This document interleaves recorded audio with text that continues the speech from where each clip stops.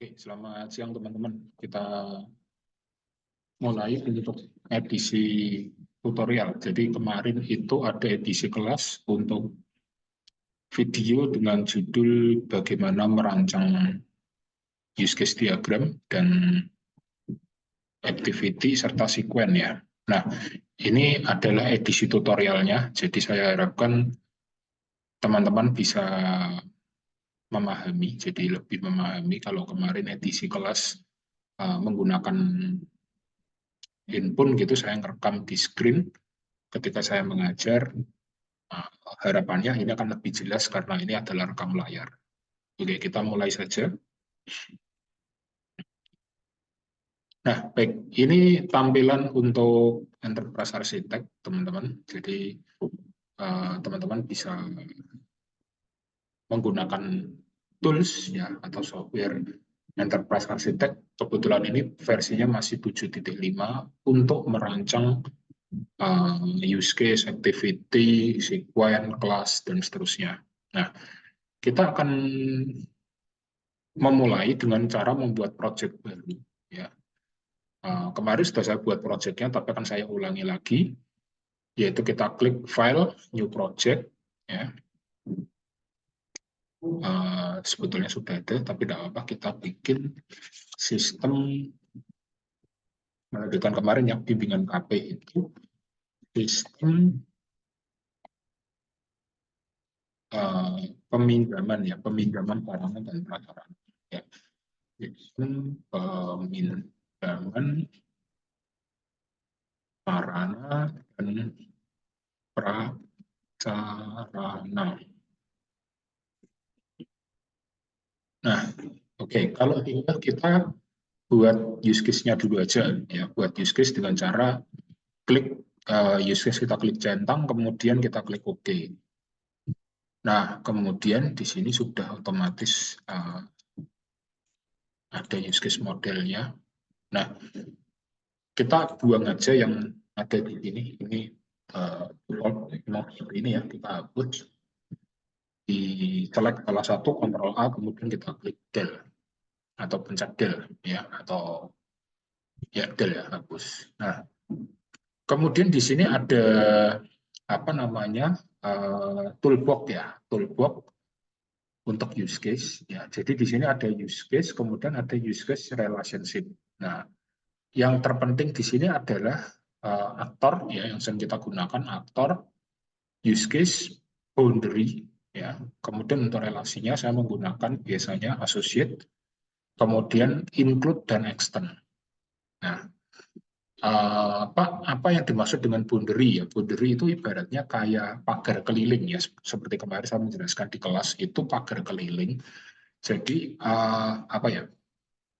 Kalau kita punya rumah itu kan kita akan bersebelahan dengan sebelah kiri dengan siapa, kanan dengan siapa ya. Kemudian belakang dengan siapa, depan dengan siapa, atau depan pun jalan. Nah, itu adalah boundary-nya. Jadi kayak pagar kelilingnya. Nah, kemudian use case itu menerangkan apa yang bisa dilakukan oleh sistem. Ya, dulu saya pernah mencontohkan sistem ATM ya. Jadi di dalam sistem ATM itu bisa ngapain aja ya. Oh, bisa mengambil uang Pak, bisa menarik, mengambil uang, mengirim uang, melihat saldo misalkan. Dan kalau masukin kartu, masukin PIN kan ya standar ya, pasti ya. Kemudian logout dan seterusnya. Nah, kurang lebih seperti itu teman-teman. Ya, jadi apa yang menerangkan apa yang bisa dilakukan oleh sistem. Ya, nah aktor ini menunjukkan suatu peran ya, peran artinya bukan individu ya, bukan si A, bukan si B, bukan si Budi, bukan si Joni, bukan si siapa ya, tetapi lebih ke peran. Ya, perannya sebagai pengguna kah, sebagai admin kah, sebagai apa misalkan uh,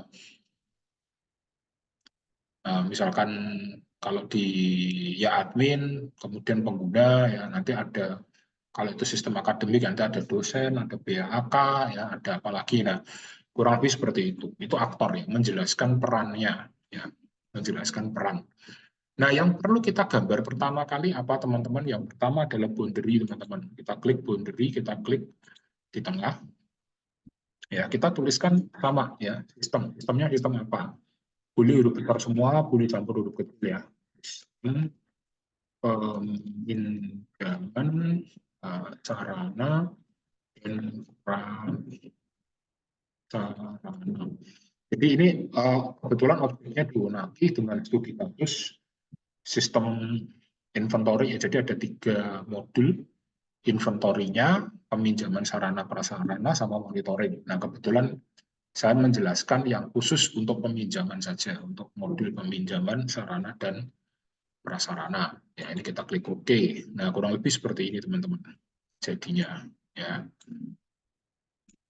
Nah, kemudian ya kita gambarkan apa? Kita gambarkan aktor ya. Kalau mau nyimpan silahkan tekan CTRL S ya, Ctrl S, atau bisa juga menggunakan tombol ketiga dari kiri ya, Save Current Diagram ya.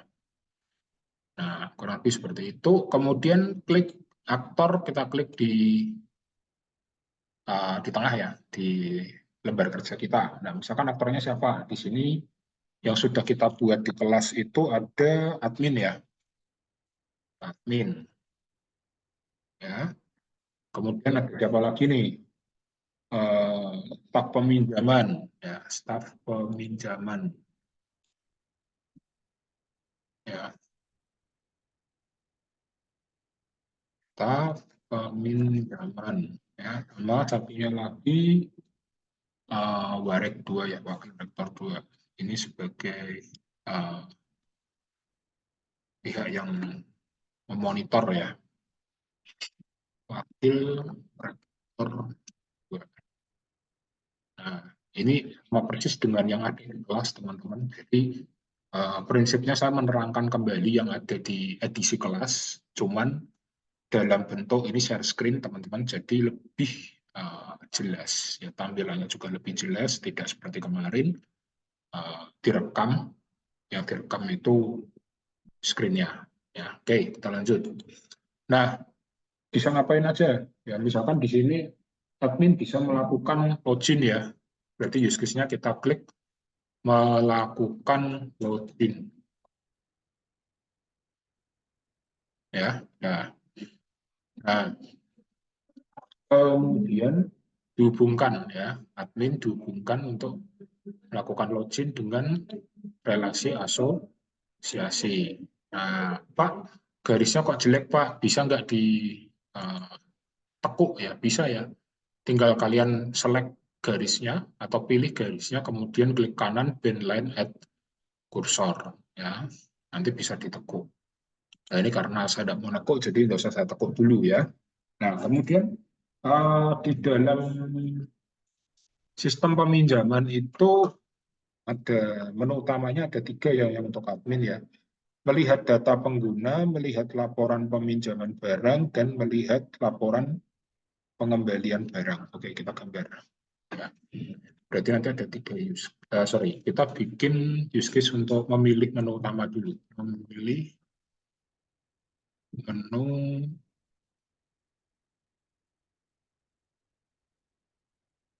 utama. Ya, udah. Kemudian di sini melihat data pengguna. Ya.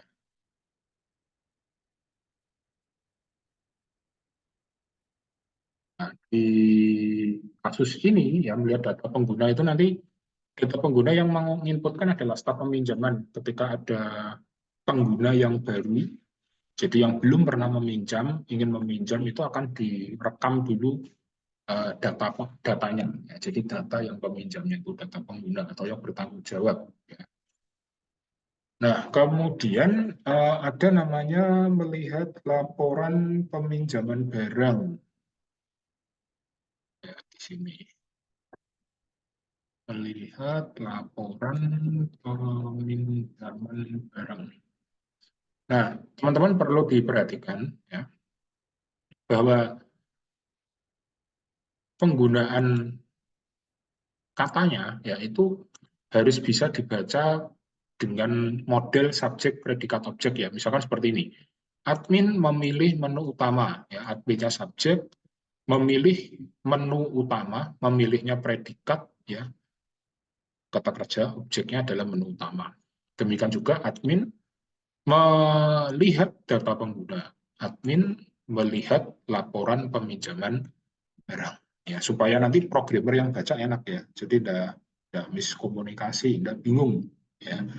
Kemudian melihat laporan pengembalian barang, sama seperti itu ya, dibuat dua. Jadi laporan peminjaman dengan laporan pengembalian dipisah.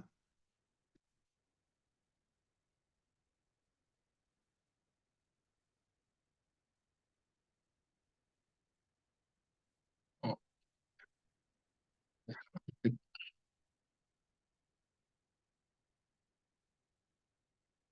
nah, melihat data pengguna, melihat laporan peminjaman barang, dan melihat laporan pengembalian barang. Nah, perlu diketahui di sini, bisa hubungkan ya admin ke memilih menu utama, asosiasi. Ketiga menu ini melihat data pengguna, kemudian melihat laporan peminjaman barang, ya, melihat laporan pengembalian barang. Ini adalah menu yang boleh tidak dipilih, atau istilahnya eh, seandainya admin habis login terus logout kan boleh ya.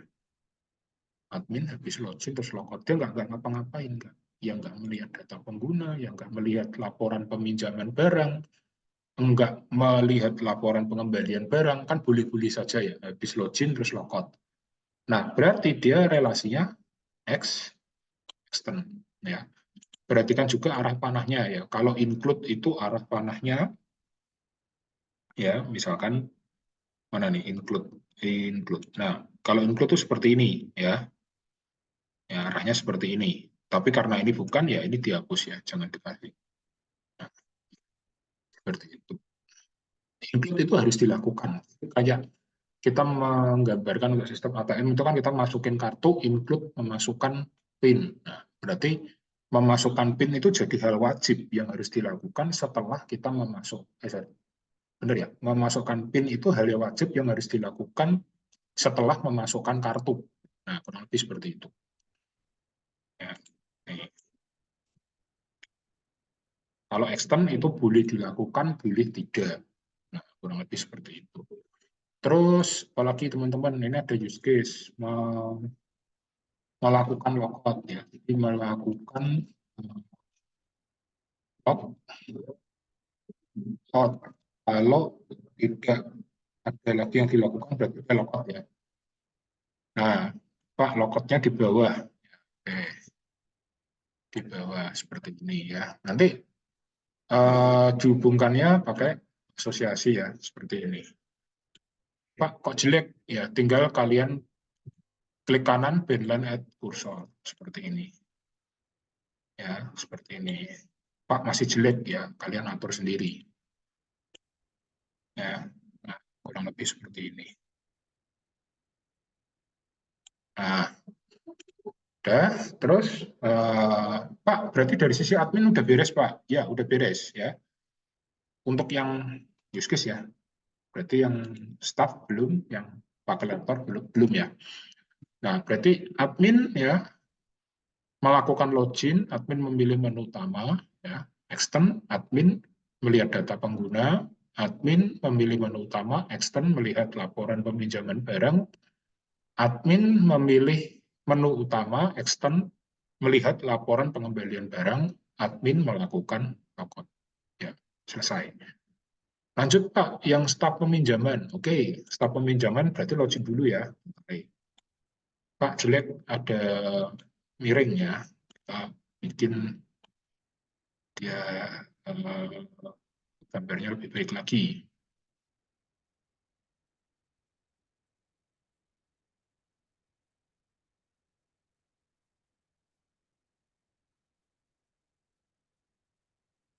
Ya, oke.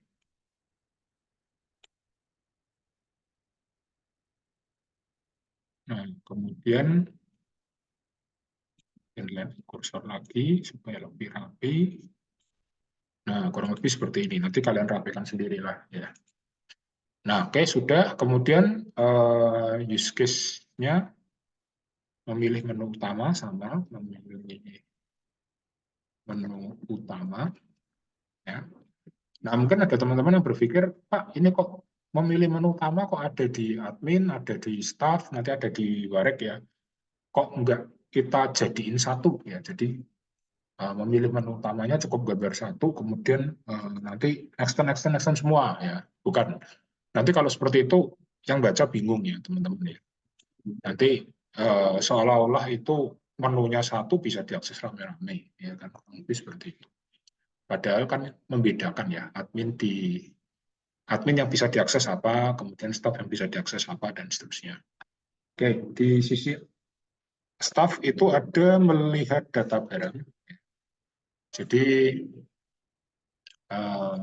dia harus bisa melihat data barang ya, karena nanti kaitannya kan dia akan uh, layanan peminjaman ya, jadi dia harus bisa melihat data barang, menginput data pengguna ya,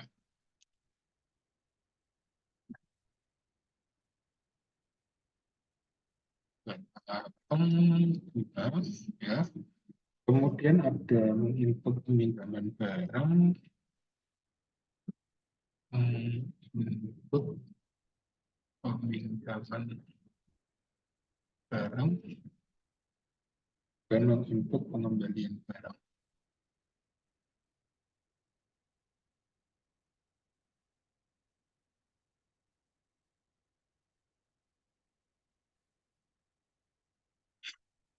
Ya, ini dia.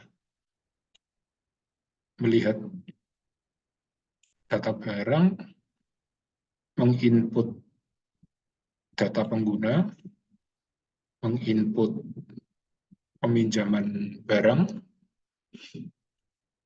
Nah, ini supaya nggak bertabrakan, saya geser ke bawah sedikit.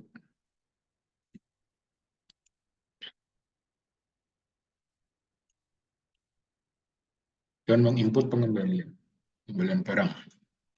Sudah, kalau sudah kita extend semua.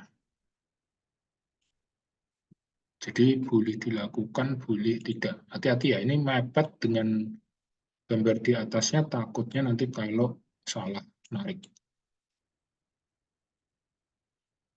Ya. Oke.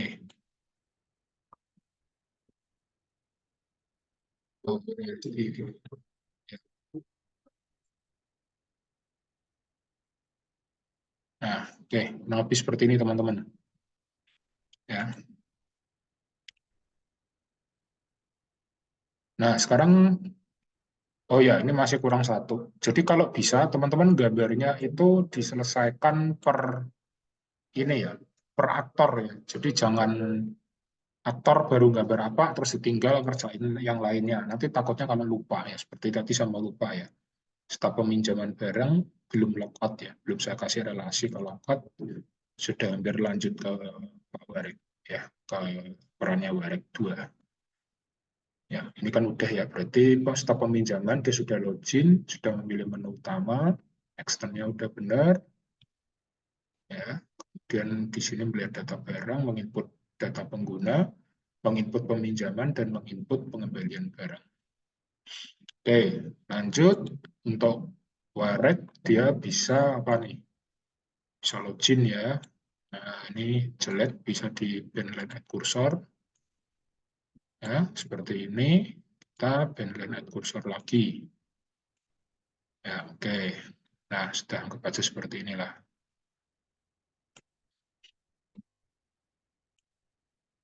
Nah, ya, kemudian bikin use case ya. Dia ngapain aja sih? Memilih menu utama.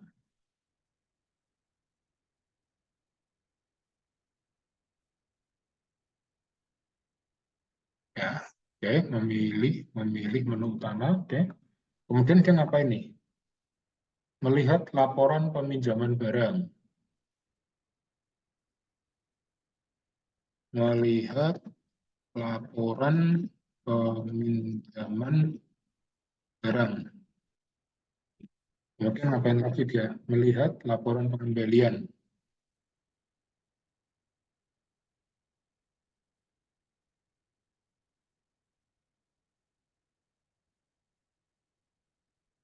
Nah, ini dia yang tipu nih.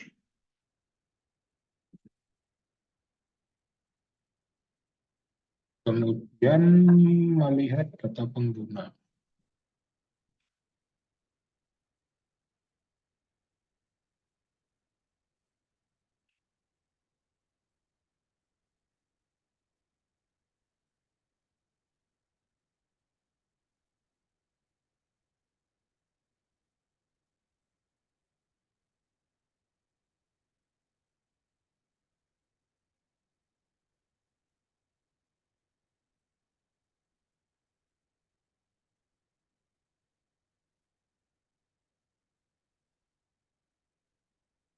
Oke, ini kita tarik ya. Jadi wakil rektor 2 ya, dia login, kemudian memilih menu utama, melihat laporan peminjaman barang, memilih menu utama, melihat laporan pengembalian, dan yang terakhir melihat data pengguna. Kemudian yang terakhir dia logout. Nih, tarik ke sini. Ini kalau jelek ya tinggal di band line lagi. Nah, oke. Jadi kira-kira ini teman-teman yang kemarin kita buat di kelas, ya, di edisi kelas kemarin bersama teman-teman dari Ponpes itu bimbingan kerja praktek ya. Nah, eh, kurang lebihnya seperti ini gambarnya sama persis dengan yang kemarin edisi kelas ya. Memang ini tujuannya untuk mendetailkan supaya teman-teman bisa melihat dari sisi komputernya ya, dari sisi layarnya, ya, share screen-nya. Kalau kemarin kan dari screen direkam.